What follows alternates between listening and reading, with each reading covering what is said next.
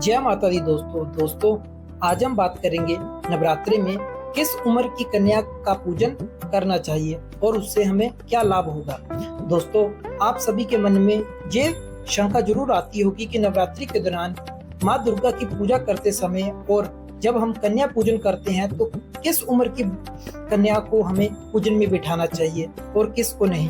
आज हम आपकी यही शंका को दूर करेंगे। और वीडियो में आगे बढ़ने से पहले कमेंट बॉक्स में जय माता दी लिखना ना भूलें, क्योंकि माता का नाम लेने से मन शांत और घर में सुख समृद्धि आती है।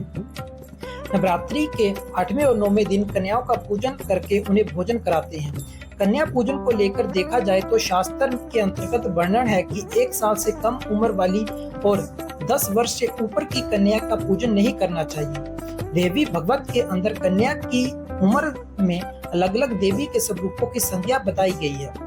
कौन सी कन्या के पूजन से हमें क्या लाभ होगा और उसको लेकर देवी भगवत में स्पष्ट वर्णन है। जानिए किस उम्र की कन्या को देवी के कौन से रूप की संज्ञा दी गई है और उस उम्र की कन्या का पूजन से हमें क्या लाभ होता है।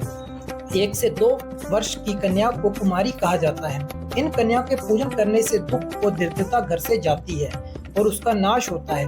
2 से 3 वर्ष की कन्याओं को त्रिमूर्ति कहा जाता है। इनके पूजन से वंश की वृद्धि होती है। दोस्तों, 3 से 4 वर्ष की कन्याओं को कल्याणी कहा जाता है। इनके पूजन से राज्य और विद्या की प्राप्ति होती है। 4 से 5 साल की उम्र की कन्या को रोहिणी कहा जाता है। इनके पूजन से रोगों का नाश होता है। 5 से 6 साल की उम्र की कन्याओं को कालायका कहा जाता है। इनके पूजन से शत्रुओं से छुटकारा मिलता है। 6 से 7 साल की कन्याओं को चंडिका कहा जाता है। इनके पूजन से यश और ऐश्वर्य की प्राप्ति होती है। 7 से 8 साल की कन्या को सांभवी कहा जाता है। इन कन्याओं के पूजन से कोर्ट कचहरी के मामलों में विजय प्राप्त होती है। 8 से 9 साल की कन्याओं को दुर्गा का नाम की कन्या कहा जाता है। इनके पूजन से मोक्ष की प्राप्ति होती है और परलोक में सुख प्राप्त होता है। 9 से 10 साल की कन्याओं को सुभद्रा कहा जाता है। इन कन्याओं के पूजन से कामना की पूर्ति होती है। तो दोस्तों, अब हम जानेंगे कि कन्या पूजन की विधि। कन्या पूजन के दौरान घर में कन्या को बुलाएं और उनके पैर धोएं और उन्हें साफ आसन पर बैठाएं। उन्हें देवी का रूप मानकर तिलक लगाएं, फूल चढ़ाएं और आरती करें। कन्या को हलवा, पूरी, चना आदि भोजन कराएं। पूजन के बाद उन्हें उपहार और दक्षिणा दें। एक छोटे लड़के को भैरव बाबा का रूप मानकर साथ में भोजन करवाना शुभ माना जाता है।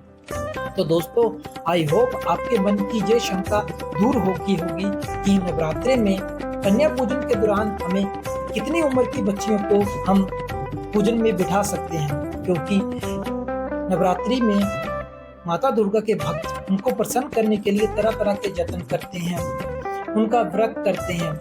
इन 9 दिनों में माँ के 9 रूपों की विधि विधान से पूजा अर्चना की जाती है।